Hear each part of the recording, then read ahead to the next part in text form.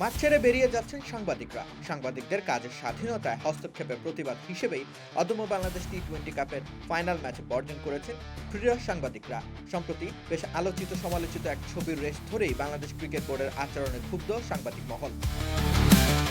Board পরিচালক Faruk Ahmed, Khaled Masud pilot ও M Nazmul ইসলামের একটা ছবি সম্প্রতি বেশ আলোড়ন সৃষ্টি করে বাংলাদেশের ক্রীড়া অঙ্গনে। প্রেসিডেন্ট বক্সে এই তিন পরিচালকের মধ্যে উত্তপ্ত বাক্য বিনিময় হচ্ছে বলেই সেই ছবিতে প্রতিফলিত হয়েছে। তাতে করে ক্রিকেট বোর্ডের অন্দরমহলে কলহ রয়েছে সেই বিষয়টি বরং জনসম্মুখে চলে আসে। আর সেই ছবি তোলার দায়ে ইংরেজি দৈনিক ডেইলি সানের ফটো সাংবাদিককে ব্যক্তিগতভাবে ইমেল করে বিসিবি। সেই ইমেলে রীতিমতো শাসানো হয় সেই ফটো সাংবাদিককে।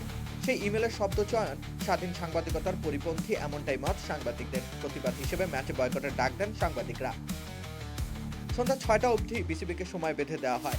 এই সময়ের মধ্যে বিসিবির পক্ষ থেকে সেই হুঁশিয়ারি বার্তার ভাষা ও প্রক্রিয়া নিয়ে আনুষ্ঠানিক দুঃখ প্রকাশের দাবি জানান সাংবাদিকরা, কিন্তু সেই প্রতিবাদের পরিপ্রেক্ষিতে কোনো সাড়া দেয়নি বিসিবি। স্বাভাবিকভাবেই তাই প্রতিবাদ হিসেবে মাঠ ত্যাগ করেছেন ক্রীড়া সাংবাদিকরা। মাঠে অদম্য বাংলাদেশ টি-20 কাপের ফাইনালে ধূমকেতু একাদশ ও দুর্বার একাদশের মধ্যে খেলা চলমান ছিল বটে।